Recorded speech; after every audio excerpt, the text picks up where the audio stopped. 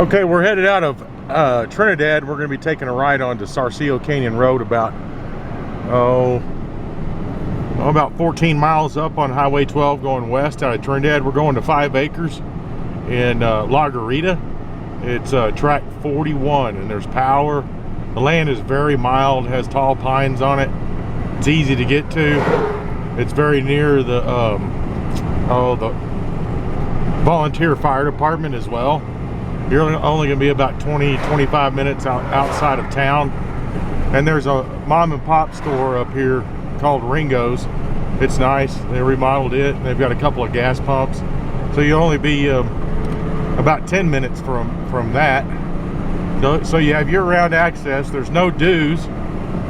There's no dues to pay. So you're going to be restricted to basic county regulations.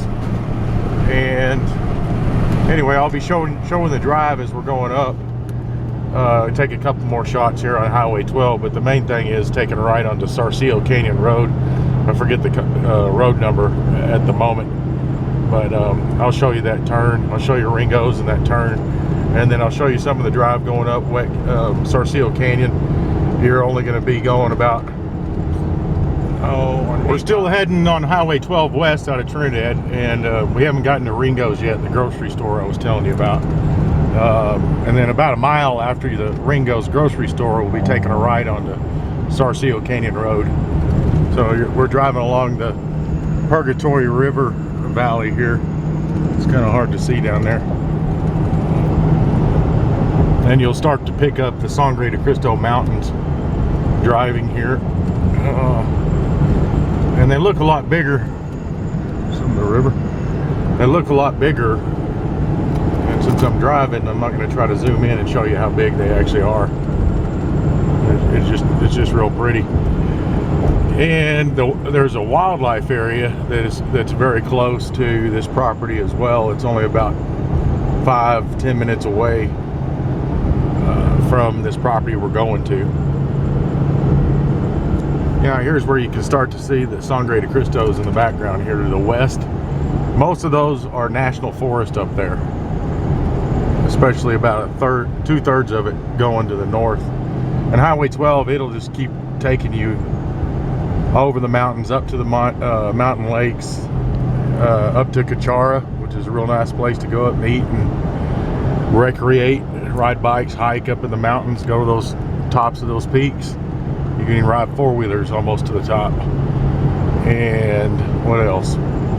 Yeah, there's a giant wildlife area, 30,000 acres. It's on the south side of Highway 12. That's a little further up the road than where we will be turning off. So basically, you're going to be right in the middle of everything in the mountains west of I-20. Okay, now we're coming into the little town of Segundo, and I might have called the road Segundo that we have to take a ride on. But anyway, this is the little town of Segundo, and it has Ringo's supermarket here, and they also have gas pumps. So you don't have to go all the way to town if you don't want to. Every time you need something from the store.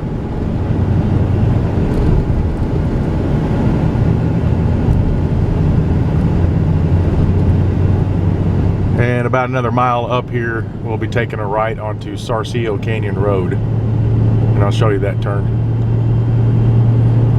It's really neat. As you drive, you can see the mountains most of the way when you're driving up. It's pretty.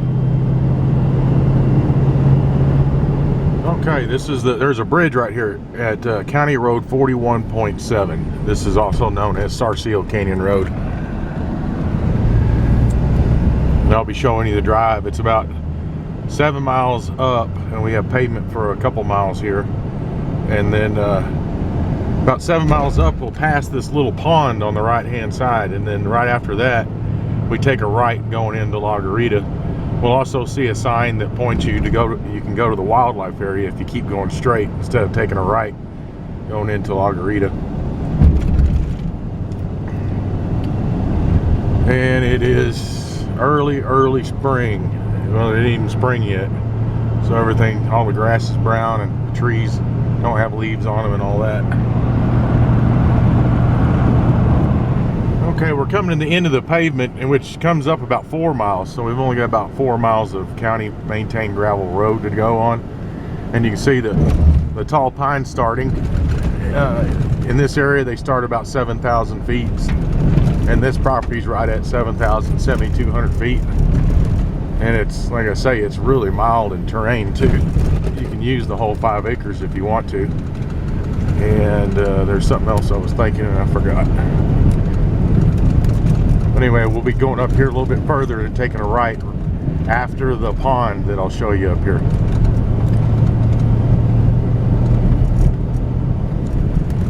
We're just still taking the nice, easy drive. You can tell by all the traffic problems. It's really stressful. It's just pretty right in here. You start seeing these sandstone formations. And we'll see that pond here in a second. I know I keep repeating that. This is the first place we came up into this area 18 years ago. And the land's really affordable compared to, I don't know, northern New Mexico or most other places in Colorado, or the nation itself for that matter. And these sellers, they have 9 acres with a small house on it and a barn, some barns and things. They may be interested in selling that 9.2 acres with this 5 acres, but today I'm just going to be showing the 5 acres. So if you're interested in a cabin or a house, cabin / cabin 2, it's all set up, water well, power. That might be a possibility. Okay, here's the pond I was talking about. It's right down here on your right, and you can really see for the first time a really nice view of the West Spanish Peak. There's the pond. There's a house up on the hill there for a reference point. But the West Spanish Peak is wilderness area, and so is the East Spanish Peak, and you can get to it by staying on this road. We're fixing to take a right. But then the wildlife area also is up that direction. One of the entrances to about 2,700 acres of wildlife area. Really good deer and elk hunting in there. It's surrounded by large ranches, but that Spanish Peak looks a lot bigger when you're not looking at it through a video camera. I would zoom in on it when I'm driving. So at this point, you can see the sign to La Garita. When you take a right to go in here, we're only going to go a little bit further. It says Rancho La Garita on the sign right there, and there's the sign that shows the direction to the one of the entrances to the one of the wildlife areas, which is only about another 4 or 5 miles up the road behind us there. Okay, once we take that right off the Sarcillo Keenan Road and start coming into La Garita, we're going to come up to the volunteer fire department, and right there we're going to take a right, and the track is only about 100 yards after we take a right at the fire department, and it's only about another mile up here. Another nice thing about this elevation, that's what I was going to say, another 1,000 feet up and you would have snow still laying underneath the trees. It's there's year-round or a winter temperature average of 50 degrees and a summer temperature average of about 80 at this elevation. So we do get the snow about 100 inches a year, 80 to 100 inches a year. And sometimes it stays around, most time it doesn't. Not with a 50 degree average winter temperature. Hey, there's a little bit in the ditch. There's a little bit of snow. We come over this little rise, and then we're going to be at the fire department, and we're going to take a right, and then we're going to be at the property real quick. If you keep going straight, that's another way to get to the wildlife area and make your way all the way back to Trinidad and Highway 12, driving around through the county roads. So take a right there, and the property is going to be on our left here.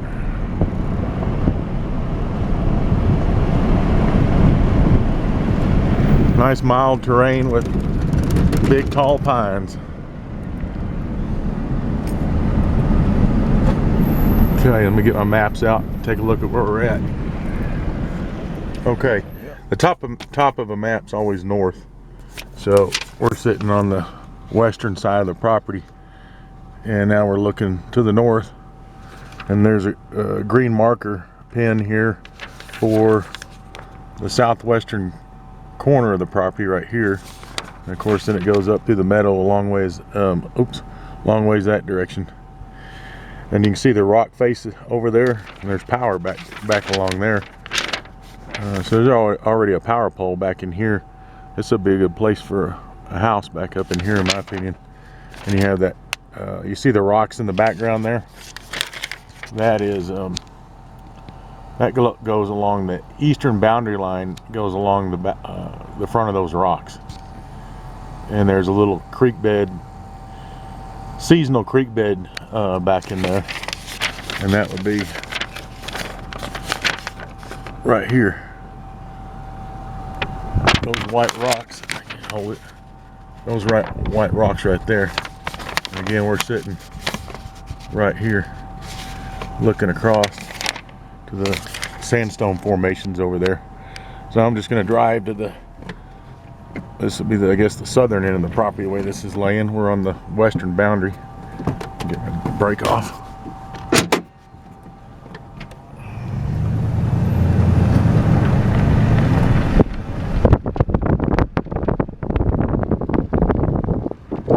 It has that nice seasonal creek bed back there where the power line, power pole is back there. I'll come back and get out and walk over there and take a look at it.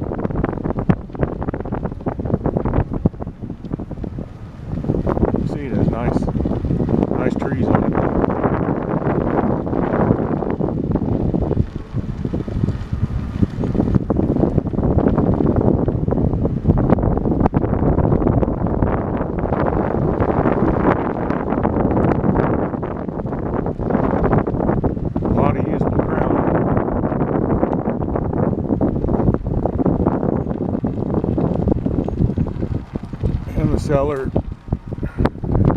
The seller's property is right next door here with the house and everything on it. Like I say, they may decide to sell that. This is also a good spot. I guess you can drive in anywhere on this property.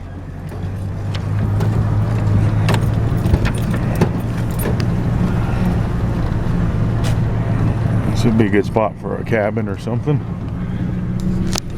Nice trees. A little picnic table back up in here. Right by the seasonal creek bed, and there's power poles right back there too. So you see the sandstone formations again right over there through the trees. Anyway, so this little creek bed, seasonal creek bed, it comes down from the Horn Spring a little bit further up. There's not water in it all the time, but drilling a water well right on the edge of this, anywhere along this land, you should only have to go about 150 feet. I always like to have at least 100 foot of water column. Okay, I'm gonna get back out.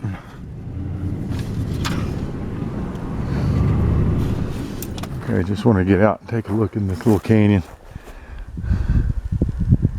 It's pretty in here, it's quiet, and there's no next door neighbors right next to you.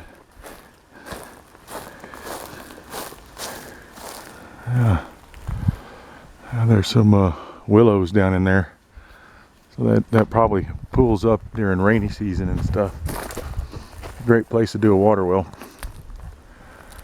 right along the edge somewhere here, or on the other end. So the southern boundary of the property is just right down there where we first pulled in.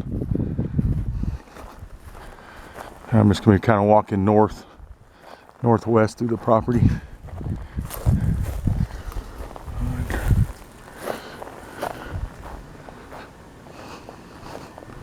Nice sized pines on here.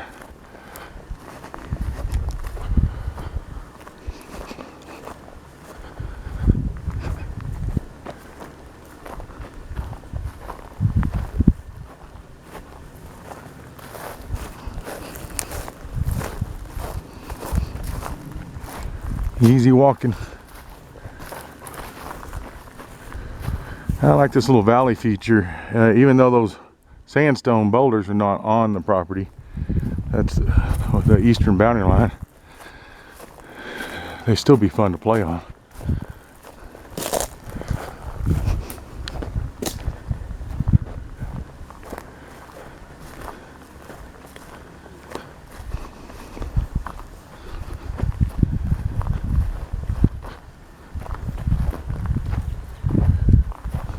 Okay, we're coming to the, see, that would be the, I'm just going to call it the northwestern corner boundary up there where we first stopped. You see the green post. If you look at the aerial, there's a big swath of the land that goes up this direction in the meadow. And then of course you can see the aerial and the boundary coming back along this creek bed. And you get a little bit of view.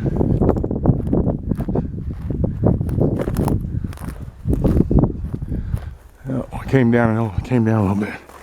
You can see the tippy top of the West Spanish Peak here. You can't see much of it, but it looks about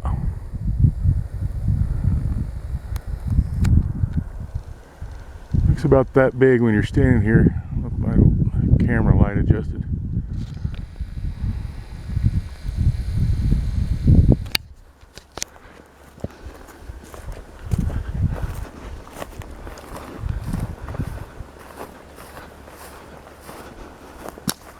This is a nice size of meadow. Nice sized meadow going up this direction.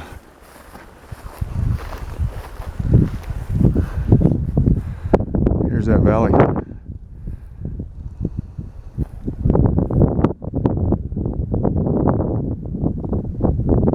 You can really build or do what you want anywhere on this land. It'd be easy to fence too if you wanted to have a horse or two. You always have to feed out anyway. Horsepower. Hey, I'm just walking to, well, I would call the northern corner of the property. This is going to be in this meadow here somewhere. Now we're looking into it. Yeah, it goes further. It goes quite a ways. Like up to that power pole over there.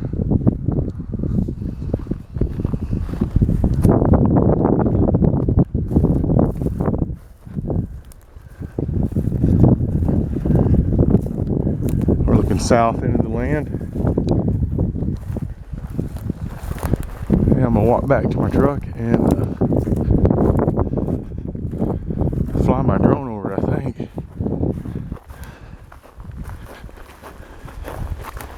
You pretty much can see all this land real easily.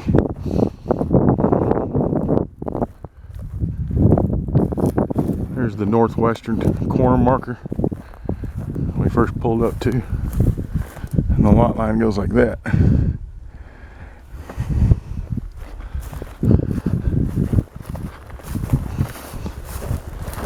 Okay, then we'll go unpack the drone.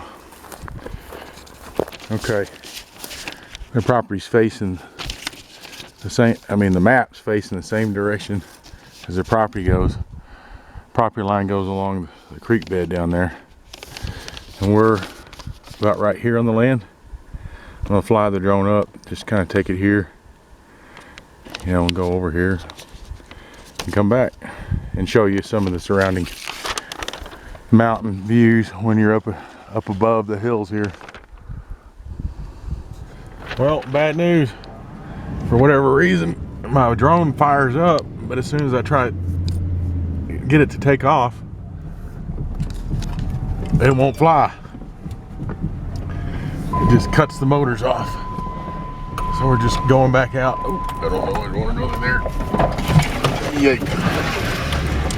That's why I drive an older truck. Anyway, this gate down here and stuff, that's the southern boundary on this end. Put my seatbelt on. Okay, so we're going to be driving back north, basically, northwest, along the western boundary here on the road we drove in on, and the lot's all on the right. And we just hiked.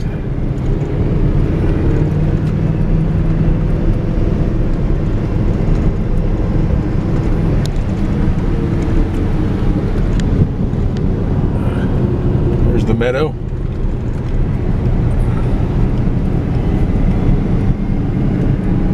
just show you what it's like driving out back to the firehouse.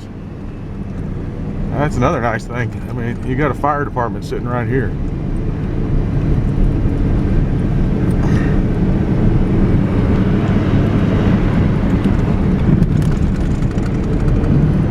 So the way we came in, if you want to go back out, the way we came in, just take a left, head back out. And like I say, you get right up here, if you take a right, you'll eventually make your way back to Highway 12 near Trinidad. And it's pretty driving that way. And like I say too, you can get to another entrance of the wildlife area that direction.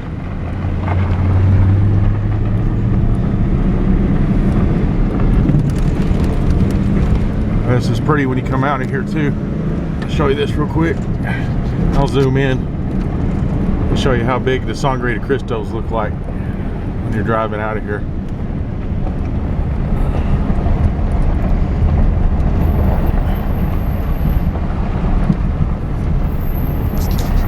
They look about